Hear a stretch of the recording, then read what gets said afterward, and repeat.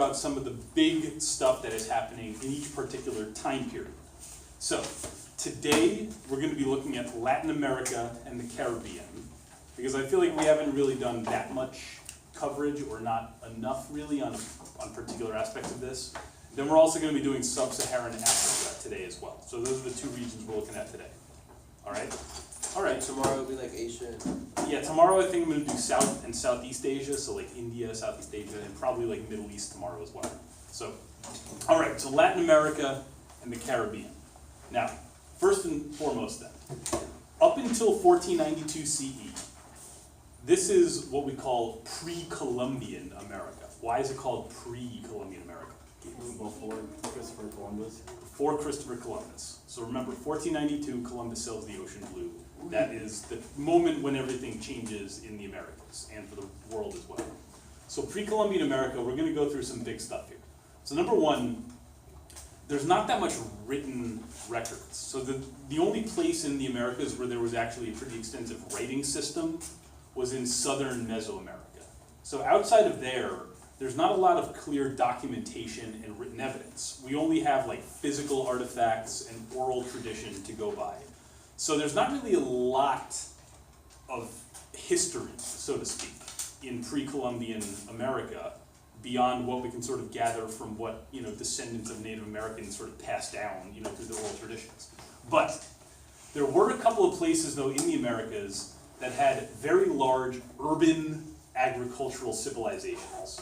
So, in Mesoamerica, which is southern Mexico and parts of Central America, there were a couple of big civilizations there. Now, does anyone remember anything about Mesoamerican civilization in general? Like, what crops did they depend on, for example? Corn. Corn? Yes. Like the three sisters, corn, squash, and beans. Yeah, corn, squash, and beans, the three sisters. Good. Now, also, the religion of pretty much every pre-Columbian civilization was polytheistic. And in Mesoamerica, of course, this is where they did human sacrifice as one of their central rituals to like replenish the energy of the sun so it rose again in the morning, that sort of stuff. So, now this is also the place where you had the biggest cities of anywhere in the pre-Columbian Americas. So especially in Mexico, there were some cities like Teotihuacan that probably had over 100,000 people in them. And the Aztec capital, right before the Spanish showed up, may have had like 500,000 people in it. So big civilization, big stone buildings in their city centers, and a very sort of advanced economy, and very sort of well-organized places. So the civilizations to be aware of for Mesoamerica, though. The earliest one we know of was the Olmec civilization. That was the civilization that had the giant stone heads. That was their monumental building. Teotihuacan was a giant city in Mexico.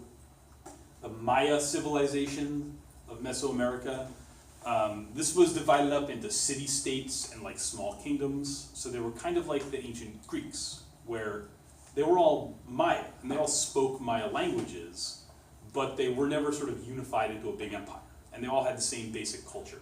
What's another thing that is kind of like common to all of the cultures of Mesoamerica that we talked about? What was the game they all played in their cities? Oh, it's the one. It's like ball basketball, soccer. Didn't you And die? they had like The ball game. Yeah, no. It's called ball game? Well, we just call it the Mesoamerican ball game. Oh. I'm sure there's a name for it in local languages, but I don't know. So, now the Aztec Empire, in the 1400s, this was the biggest empire that had ever existed, as far as we know, in Mesoamerica. And they ruled over millions of people, and it was founded by the Mexica, or Mexica people, who were originally nomads who actually like conquered all of the people in southern Mexico and put together a tribute-based empire. So they were kind of like the Mongols, where they didn't really rule over people directly. They defeated them in battle and then sort of made it clear, just pay your tribute and we're cool. So they weren't trying to like centralize their whole empire that extensively or like make people become like them. They just wanted to rule the empire and get tribute and, you know, do that. So, and then of course, they were in power in Mexico right when the Spanish showed up. Now down in the Andes Mountains, this is the other major civilization center. So on this map then, the two red areas, these are the places where you have the densest populations, the biggest agriculture, the most technologically advanced buildings and irrigation systems. That's what these civilizations are all about. So in the Andes Mountains, two of the early civilizations there were Chavin and Moche. But the big dogs of the Andes, though, were the Inca Empire. Now, and they were in power when the Spanish arrived in the Andes. So what's an example of a crop that they sort of depended on uniquely? Yes? Potatoes? Potatoes. Yeah, that was their big one. Now the Incas, their capital was at Cusco in modern-day Peru. And from there, they ruled over this extensive empire where they actually did centralize their rule more. So they did things that other big centralized empires did. They, created sort of agreements with local elites who they conquered, so those people could stay in power, but they were now part of the bigger bureaucracy of the government. But they actually did start encouraging people in their empire to start speaking the Quechua language, the language of the Inca people themselves. Vince, do you have a question? So, like this Chavin and the Mochi, Yeah. they weren't part of the Inca Empire, or were they? Well, no. These are civilizations that predated the Inca. Oh, like before. Okay. Yeah, but they were in the same zones that the Inca Empire eventually Same came thing with the about. Olmec and Yeah, okay. yeah. All right. So, and the Inca, they also had cities, big stone building, irrigation systems. They learned how to do terraced farming in the Andes Mountains. Now, outside of the two major civilization areas, you had areas with smaller scale agriculture, where populations weren't as dense and the political systems weren't as large or centralized. So in the low-lying areas of the Amazon River and along the Mississippi River up in North America, I guess that's not Latin America, but whatever. So there was agriculture, but it was never as big as corn agriculture in Mesoamerica. So the political systems were never as big. They didn't have giant cities the same way as the Aztec or Inca did. They also didn't have writing systems. Now, and then there's small village farming, which took place in more areas, the green areas on this map. And when Europeans arrived, there were still plenty of Native Americans who were doing hunting and gathering all over the place as well. And especially along the coastlines where people could fish. Because remember, did they have any domesticated animals in the Americas? Llama. No. Llama, alpaca, guinea pigs. That's about it. But if you lived along the coast in what's now Brazil, if you wanted meat, even if you were a farmer, you had to hunt for it. You had to go fishing. So you had this kind of system where they did some agriculture combined with foraging, combined with hunting. And some people who lived entirely off of hunting and gathering.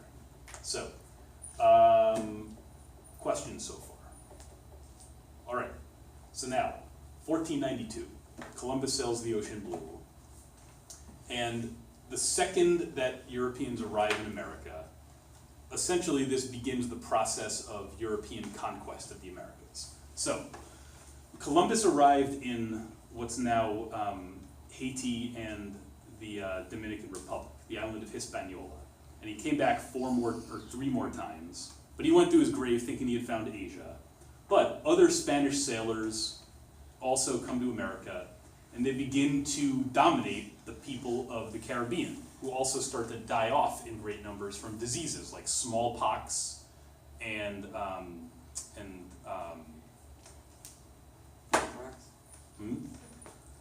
not anthrax, Plague? not the bubonic plague. That never broke out in the Americas. But measles was a big killer as well.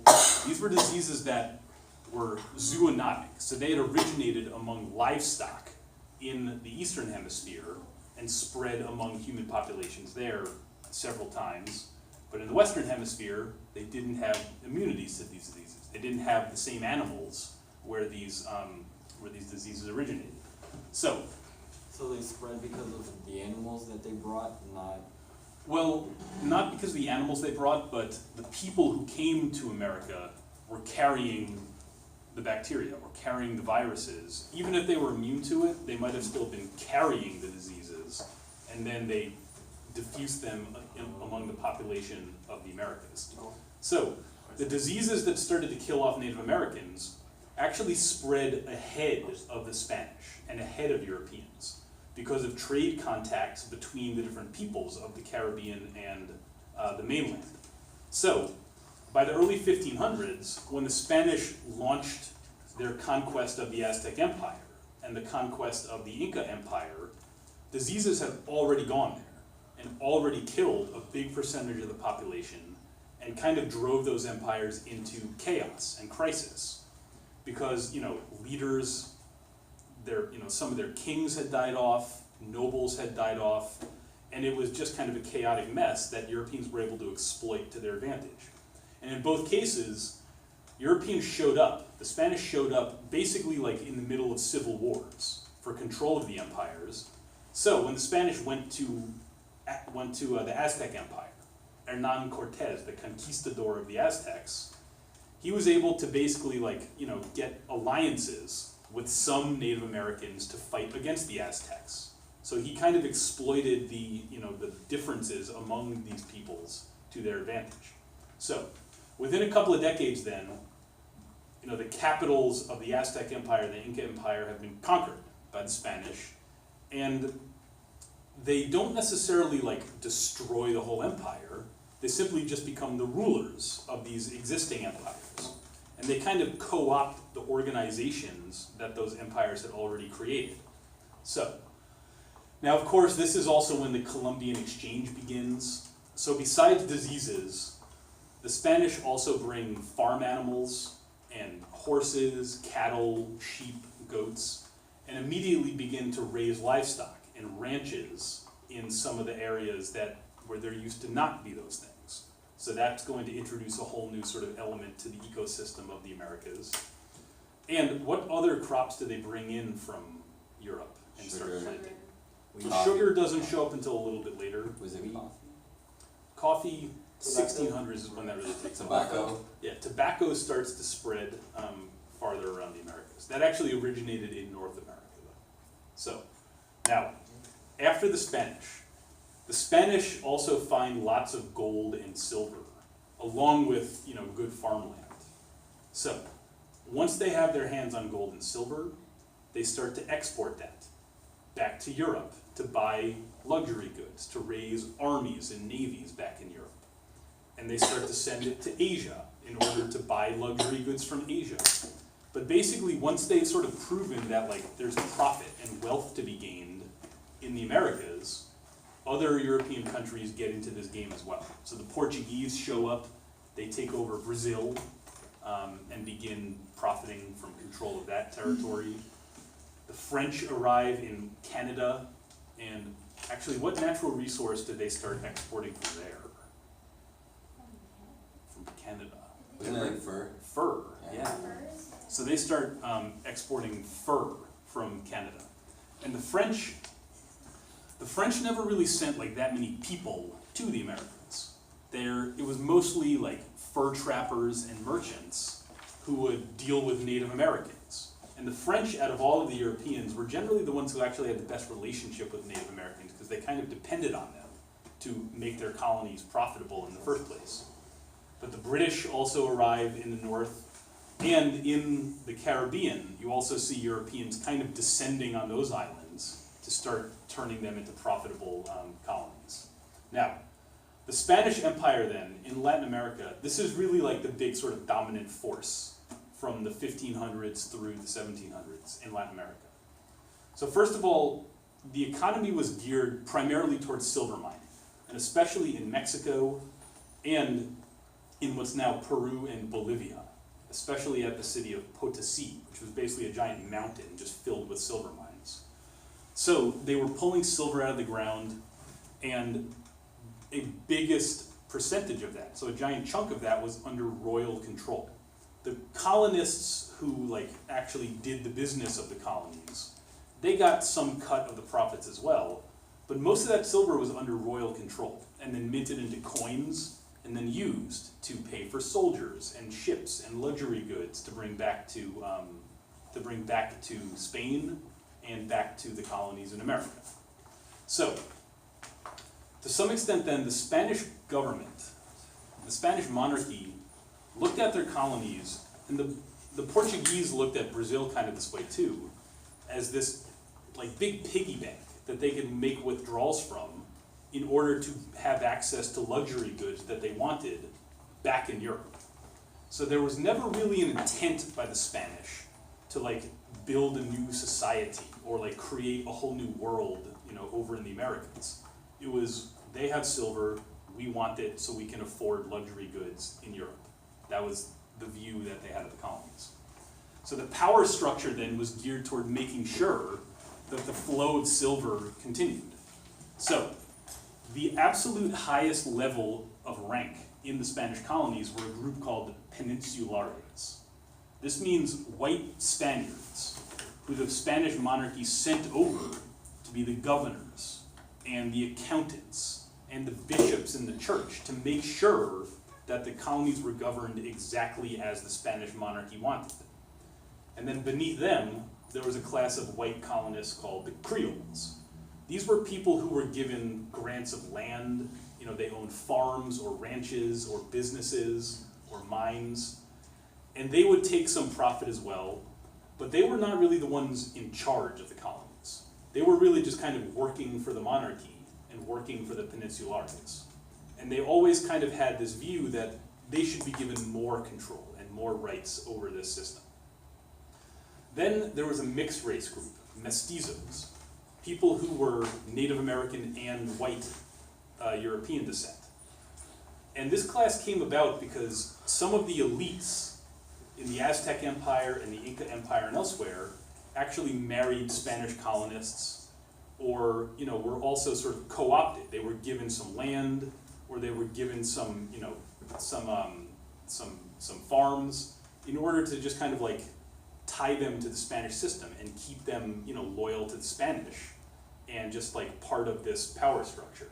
And then beneath them, there were Native Americans, and then eventually black African slaves as well brought in. And remember that even before black Africans were imported as slaves, there were already forced labor systems. So Native Americans in Mexico and in the Inca Empire were being forced to work on farms or in the mines, doing incredibly difficult labor that the Spanish colonists didn't want to do. So it's kind of this like white minority ruling over this whole system. And then the Catholic Church was also brought in as part of this power structure. So the Spanish forced Native Americans to convert, and basically devotion to the Catholic Church became the way that the Spanish would sort of know that the Native Americans that were ruling over were staying loyal and were not trying to resist. But what started to happen to religion in the colonies, though? Yes? The native people started to syncretize their religion Yeah. with Christianity. Yeah, so there's a huge amount of syncretism that's going on. And Native Americans kind of just kept on doing their religion alongside Christianity. And same thing with African slaves as well. But in every like town and city in the Spanish colonies, there would be a church or a cathedral, and you would have members of the priesthood, the Catholic clergy, who were there as like part of the power structure, clearly sort of like, you know, reminding the people which group of people are really in charge of the society. Yes? Could you repeat like the role of mestizos So, in the Spanish Empire? some mestizos were the product of like marriages between Native Americans and white European colonists. And in some cases, like, you know, members of Native American elite families from the Aztec or the Inca empires were allowed to become part of the elite of the colonies to kind of keep them on the side of the Spanish, rather than like leading a resistance against the Spanish. So if you were like a nobleman from the Aztec Empire and you decided to support the Spanish when they took over the empire, they might say, okay, well, your daughter can marry this colonist, and your descendants then will be part of the elite group, rather than being like, you know, sidelined by the Spanish. But they were under Creoles in the social hierarchy. Yes. And some mestizos, you know, had no power at all, and they were a kind of like underclass compared to, you know, elite mestizos or Creoles. So, now in the Caribbean and in like the northern and eastern coast of Brazil, This is where you had giant plantation systems, where a few elite landowners were given huge land grants by the Spanish monarchy or by the Portuguese monarchy, which they started to use as plantations to plant sugar and coffee and eventually things like indigo and rice as well. But giant plantations which became enormous moneymakers, because as sugar became more popular in Europe and as coffee became more popular in Europe, you start to see more demand for these goods, prices start to go up, and plantations become a huge economic engine, especially in the Caribbean, where these islands like Cuba and Hispaniola and Jamaica are like wall-to-wall sugar plantations. And that's where the population of Native Americans was small enough that most of them just died off completely. So who was brought in then to do the labor in those places? Slaves, African Yeah, slaves. African slaves. So by the time you get to like the 1700s, in a place like Haiti, like 95% of the population were African slaves. So now, let's go on to the next time period here. So 1750 to 1900. So now you're getting to a situation where you start to see some cracks in these power structures. So in Haiti, originally the French, when they took over this part of Hispaniola, they called this Saint-Domingue. And by 1793, this was basically the last colony they had left in the Americas that was really profitable, because most of their land in North America had been taken by the British or sold to the United States. So, in 1793, the French Revolution was going on back in Europe. And the government of France, during the Revolution, abolished slavery in all of their colonies. So they sent in ships to Haiti and just told the slaves there, you are now free. And the white plantation owners were like, wait a second, you can't do that, like this is our property. But they didn't really have a choice. So even when plantation owners tried to like kind of keep slavery in place, the slaves rebelled, and they were actually led by some free blacks, people who, you know, were black Africans but were free and were sort of aware of what was going on in France. So for a few years then, Haitian slaves had become free. But then Napoleon Bonaparte took over France right around 1800. And he actually tried to reimpose slavery. He like sent in ships to basically tell the Haitians, listen, I hope you had fun being free, but now you're going to be slaves again because we need to get the sugar flowing again.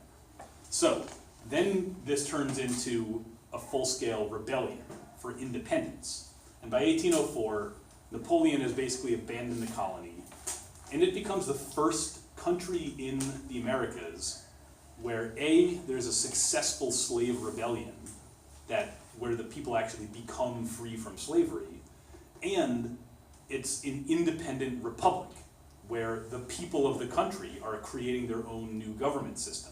And in this case, it's unique because it's people of black African descent creating their own republic in the Americas. Now, once that happens, slave owners elsewhere in America get a little freaked out by this. So you start to see in some places, like in the United States, slave owners kind of cracking down even harder on like rebellious slaves. But in other parts of the Americas, you start to see people becoming more sympathetic to slaves as well. And remember, this is in the context of the Enlightenment, when among educated Europeans and people of European descent in the Americas who were somewhat educated, the idea of, you know, equal rights and people having liberty and natural rights and so on was becoming more popular. So all across the Americas, you start to see abolitionism growing. So, now also then during the French Revolution, Napoleon took over Spain in the very early 1800s. And in that moment, the Creoles of Latin America see an opportunity to declare their independence. Because basically they said, listen, we were loyal to the King of Spain, not to Napoleon. So now we're going to become independent. We're not going to be loyal to Napoleon Bonaparte instead of our king. And this was informed by Enlightenment ideas. So the leaders of the Latin American Wars of Independence from Mexico all the way down to Chile and Argentina, they were claiming that they were rebelling in order to win their liberty and to protect their natural rights. And the leaders of these rebellions also promised the mestizos and the Native American populations of these countries equal rights as well, if they supported the rebellion against the Spanish. So, by the 1820s, the leaders of these rebellions, guys like Simón Bolívar in South America, have broken away from the Spanish and once again create independent constitutional republics that technically guarantee equal rights for everyone living in these countries, including those from lower social classes. So at the same time, slavery is abolished almost everywhere in Latin America. Brazil, they hold on to slavery till the 1880s, but in all the former Spanish colonies, slavery is abolished immediately once they become independent. So in Mexico, in Colombia, Peru, and so on. Now, in the 1800s then, once they're independent, then these countries become, they start to engage in global trade. And the role that Latin America plays in global trade in the 1800s is primarily exporting agricultural products and mining products. So raw materials and food. So they're exporting things like copper from Chile, and they're exporting things like guano from Peru, and beef from Argentina. And you start to see then that increasingly these countries become entirely dependent on exports to other countries for their economic livelihood. And this becomes so extensive that some countries, like Honduras, for example, almost their entire economy was devoted toward developing and exporting bananas. And the term banana republic was actually invented to apply to countries like that, where their economy depended entirely on producing and exporting one crop in order to bring in money. So while this was happening though, there wasn't really any industrialization going on, and even though the revolutions, the wars of independence had promised that there were going to be equal rights and more opportunities even for like Native Americans in these countries, the reality was that the people who were powerful before the revolutions remained powerful after the revolutions. So Creoles who owned land and ranches and mines, big landowners remained very powerful. And generally, Native Americans and peasants didn't really see their status rise very much at all. And in some countries, elites actually relied on military dictators to sort of maintain the power structure and keep them in a position of dominance within society. So even though some elites wanted to have more Enlightenment ideas, others were still sort of clinging on to their economic and political power. And in some countries, Western corporations also start to become very sort of powerful as well. So as the United States and Great Britain are industrializing, corporate entities from those countries start kind of reaching their tentacles into Latin America. So in Argentina, railroads are built there by British companies with the sole purpose of transporting Argentine cattle to the coastline for export. And in Mexico, you start to see Western companies there building railroads in order to get cotton to the coastline for export. And in like Honduras, you see Western food companies investing in buying land there in order to develop food for export. So you start to see a situation where there's an alliance between elites in these countries and sort of Western powers as well. So now in the 1900s, the 20th century, there are some big changes that start to happen. The first big sort of shockwave in Latin America in the 1900s is the Mexican Revolution, where an alliance of peasants and Native Americans, the people who are these sort of lower classes of Mexico, rise up together. And they start using the language of like socialism and communism, along with Enlightenment ideas, to promote the idea that they should be given more economic opportunity. So, after a few years of the Mexican Revolution then, they create a new constitutional system, where some land is redistributed to peasants to Native Americans specifically, people who had been sort of stripped of land previously. And some resources are actually nationalized. So rather than being owned by like companies or investors from Western countries, they're taken back over by Mexican companies or the Mexican government itself. So they eventually nationalized their oil industry, for example, in order to make sure that the profits from the Mexican oil industry are staying within the country. So, in the 1930s though, the Great Depression hit Latin America really hard because when global trade dropped and countries like the US and Great Britain started to have economic crises where they couldn't really afford to import as much from overseas, this meant that the export-based economies of these countries began to decline as well. And for a couple of decades then you have this kind of economic turmoil. Now, following World War II, in order to stabilize their countries after a couple of decades of economic crisis, some of the countries of Latin America fall under military dictatorships for a couple of decades. So in Argentina, there are dictatorships for a couple of decades. Brazil, until I think the early 80s, there's a military dictatorship. In Chile, there's a dictatorship there. And the goal of these military dictators is basically to stabilize their countries and sort of get their economies back on track. Now, the next big revolutionary movement, though, in Latin America was in Cuba in 1959. So there, up till this point, Cuba, once it became independent, had been dominated by landowners who were very friendly to American interests. So American companies had been investing very heavily in Cuba. And once again, there was a situation of great inequality, where there was kind of an elite group on top who controlled, the sugar production in Cuba, who controlled other agricultural products. So Fidel Castro, and with support from Che Guevara, another sort of famous communist revolutionary in Latin America, they overthrew the president of Cuba, who had been friendly to the United States, and then during the Cold War, became allies with the Soviet Union and claimed that they were creating a communist system that would equalize society on behalf of the peasants and descendants of Africans as well, who lived in Cuba.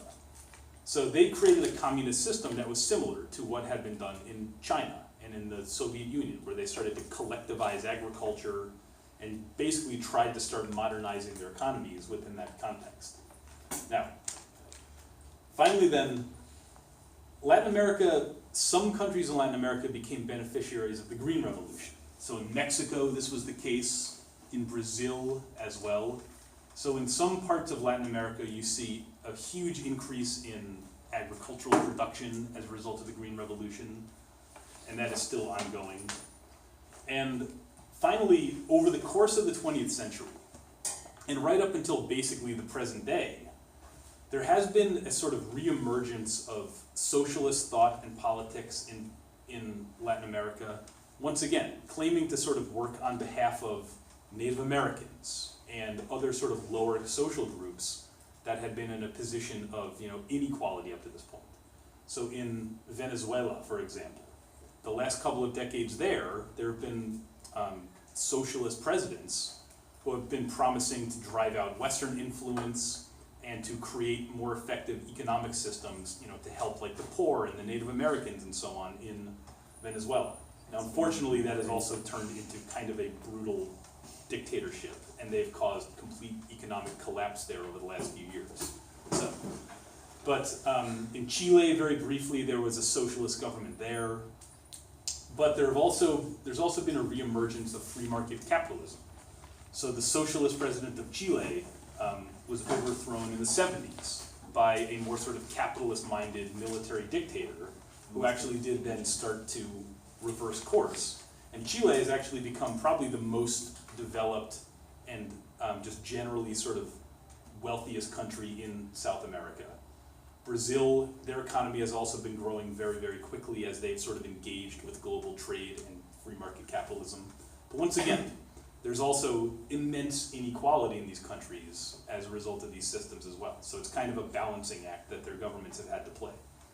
And in Argentina as well, this is one of the wealthier countries in Latin America, and Uruguay. So, any questions about Latin America? Oh yeah, the Panama Canal in Panama right there. The United States financed the construction of the Panama Canal, which cut down shipping time between the Atlantic Ocean and the Pacific Ocean. That was constructed in 1898. So, there you go, yes. So, you know how like the Suez Canal also Yes. cut down time, and when the Portuguese started going around Africa, did that also like kill like trade, like seaports going like that? So like seaports farther south? Kind of like the same way that. A little bit. So, actually a good example of that, the major port city in Chile is called Valparaiso, right in like the center of Chile, right about there. So prior to the construction of the Panama Canal, Valparaiso was one of the busiest and most important seaports in all of the Americas. Because if you were shipping goods around South America, that's one of the places where you might stop, you know, to offload goods, to resupply your ships, and so on. Once that canal's built, the amount of traffic going through Valparaiso started to dry up pretty quickly. And, you know, and instead, there's just more sort of direct traffic through there. And there's just less necessity to go that far south for any reason. And even in Chile, most of like the valuable mining products and agricultural products are produced in the north. So there, you know, the shipping would happen more directly like straight out of the north rather than going south and then up. So, any other questions or stories or comments about Latin America? Okay, so let's at least begin talking about Sub-Saharan Africa. So, now of course Sub-Saharan Africa, what does Sub-Saharan mean? Below the Sahara. Under the Sahara, yes. So this is the Sahara Desert right here. North Africa's up there, Sub-Saharan is all of this. So there's more of Sub-Saharan Africa than North Africa. Now, once again, kind of like the Americas, there's not really a lot of written documentary evidence from early in Sub-Saharan African history. So most of what we know is from oral tradition or physical artifacts or stuff that was written down by other civilizations about these places. So a few things to be aware of though, up to 1450 CE for Sub-Saharan Africa. Number one, over the course of several centuries, during the classical era and the post-classical era, there was there were several waves of migrations of people. So in like Central Africa and kind of West Africa, a group of people known as the Bantus developed agriculture and iron metallurgy, and then gradually over basically 1,000 years, waves of these people began to migrate east and south through Central Africa and into Southern Africa, looking for good farmland and basically bringing their technology and languages with them. And up to that point, the people who lived in those areas were hunter-gatherers. So, as they went through Central and Southern Africa, they were the ones who introduced agriculture to these regions and introduced iron metallurgy. And now, most of the languages in Central and Southern Africa are Bantu languages that are all sort of related to each other in some way. Now, some other stuff going on here. In East Africa, so along the coast of East Africa, this little area is called the Swahili Coast, because the particular languages that were predominant in those areas were Swahili languages. That's another language group within Bantu, actually. So the Swahili city-states, though, they were independent cities that generally were very connected to the Middle East and to the rest of the Indian Ocean through trade. And they're going to take in a lot of cultural influences from the Indian Ocean. So, for example, as Islam spreads during the post-classical era, all of these cities along the Swahili coast, like Mogadishu, Mombasa, Kilwa, there will be very large Muslim populations. And they'll start using the Arabic language and the Arabic writing system as well for their own local languages. So they get kind of plugged in really early on. Now, up in Northeast Africa, out of all of the areas in Sub-Saharan Africa, this is where you have the most developed agriculture the densest populations, and the biggest kingdoms. And in particular, Nubia, which is just south of Egypt, and Ethiopia become the two biggest population centers and the most sort of centralized kingdoms in all of sub-Saharan Africa. And they have writing systems there, large stone architecture, kind of like the Egyptians. And they also benefited from trade connections with the